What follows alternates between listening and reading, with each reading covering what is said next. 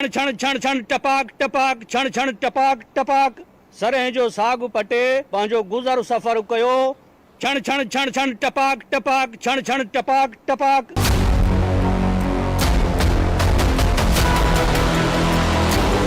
वो साफ़ियुनि लाइ छा चवंदा आहिनि छण छण टपाक उहो ॿुधायो जुमिलो। वो जेको साफ़ियुनि जे लाइ चयुमि त मां उहो चयो त हक़ सचो पर साफ़ियुनि खे ॻाल्हि वणी कोन। दम ॾियण ते दाइनो भाओ मुंहिंजी थी मोकलाणी अॼु मुंहिंजी थी मोकलाणी। अस्सलाम वालेकुम नाज़रीन, कल्याण न्यूज़ में भलीकार मां आहियां गुलाम मुस्तफ़ा सोलंकी।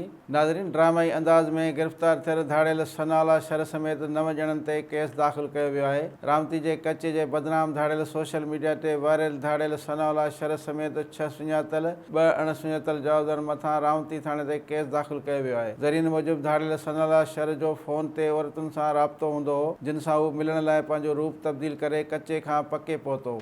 घोटकी पुलिस पारां धाड़ियल सनाला उर्फ़ सनू शर सां गॾु 2 औरतुनि खे बि गिरफ़्तार कयो आहे, जेके पुलिस तहवील में आहिनि। सनू शर 2 ॾींहं अॻु रावती कचे वारे इलाइक़े खां निकितो हो, जेको शिकारपुर पहुतो, जितां टैक्सी कार घुराए 2 औरतुनि सां गॾु शिकारपुर खां हैदराबाद वञी रहियो हो त शिकारपुर टोल प्लाज़ा वटि घोटकी पुलिस गिरफ़्तार कयो हो। होॾां घोटकी पुलिस बदनाम धाड़ियल सनाला उर्फ़ सनू शर खे रावती जे कचे मां मुबैना मुक़ाबले बादि गिरफ़्तार करण जी दावा कई हुई, जंहिंखे पुलिस पहिरें में एसएसपी ऑफिस आंदो वियो। एसएसपी घोटकी अनवर खेतरान प्रेस कॉन्फ्रेंस कंदे चयो त बदनाम धाड़ियल सनाला शर खे रावती कचे मां मुक़ाबले बादि क्लाशन समेत गिरफ़्तार कयो वियो आहे। संदसि 2 साथी फरार थी विया आहिनि।